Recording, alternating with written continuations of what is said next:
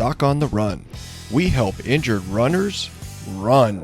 What do you do if you think you have a stress fracture, you see an orthopedic doctor, and the radiologist who actually reads your studies actually disagrees about what your diagnosis is? Well, that's what we're talking about today on the Doc on the Run podcast. Now, just this morning, I was doing a live presentation of the Stress Fracture Masterclass, and this is where I go through the strategies that I use with every athlete who calls me for a second opinion consultation when they've got a stress fracture, how I treat them if I see them in person, and the same strategies that I teach to physicians at medical conferences when I lecture on stress fractures. Now, the story went like this. This was an athlete who is a state-ranked high school cross country and track runner. And he does lots of different events, including 5,000 meter, 3,200 meter, 1,600, 800, but is best at the 800 and 3,200 meter distances. And what happened was he stopped running due to intense pain that started about 15 days ago, so a little over 2 weeks ago. And then he went and saw a doctor, got x-rays, got an MRI, had a physical exam where the orthopedic doctor poked around and tried to figure out what was going on. And then they got the diagnosis, and this is where the trouble comes in. So they were told a couple of different things: a stress reaction or a stress fracture, possibly of the third metatarsal or the intermediate cuneiform bone, which is the bone that's at the base of the third metatarsal. All right, so a couple of problems. So one is you have two different possible conditions, which is a stress reaction or a stress fracture. Those are different things. And you have two different bones, third metatarsal or cuneiform bone. Well, which is it? Well, you've got to figure out what is wrong and how bad it is if you're going to move forward.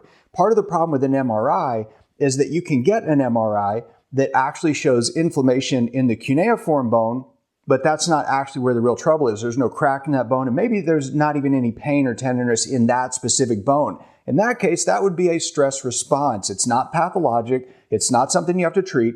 And based on that thing alone, I would never stop your training regimen or decrease your running volume. It could be that you had the reverse, that it actually is pathologic and it is in the cuneiform bone that is the stress reaction. But if there's no crack, it's not a stress fracture for sure. So you've got to figure out, is it really a stress fracture? Is it really a stress reaction? And I don't know, because I didn't read the MRI. I didn't do a consultation with this patient.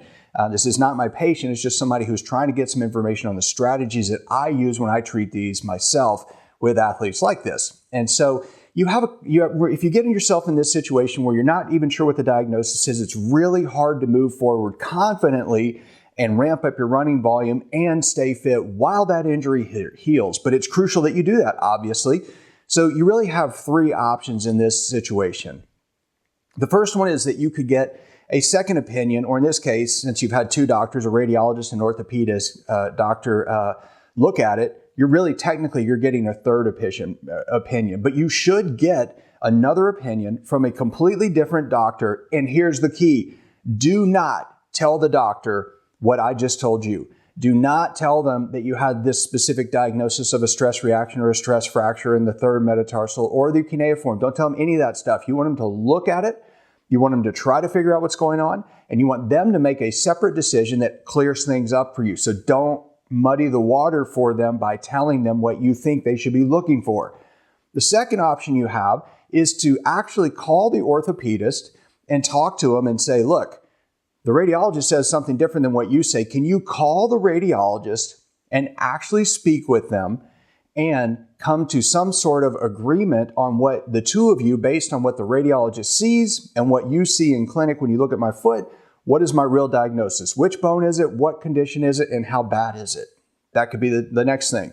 The other thing is you could do what most runners do who come here, which is they try to figure it out themselves, not just completely blindly and on their own, but following the stress fracture paradigm that I have created, the things that I teach to doctors, the things I kind of share with you in the Stress Fracture Masterclass, and the things I share in detail about how you test everything, how you decrease the stress and strain to the metatarsal, how you track your pain to determine the severity. All of those things, they're in the Stress Fracture course for runners that you can get at docontherun.com. But you have to understand what the condition is and the severity of it to start moving forward. And you can't do that if you don't know where to start, because you've got to test things and start adding fitness, rebuilding activities right away. So if you want to learn more about this and you want to sit in on the Stress Fracture Masterclass that I do live, well, you can get that for free. You can join me live if you go to docontherun.com/stress fracture masterclass. So come check it out and I'll see you in the training. Doc on the Run. We help injured runners run.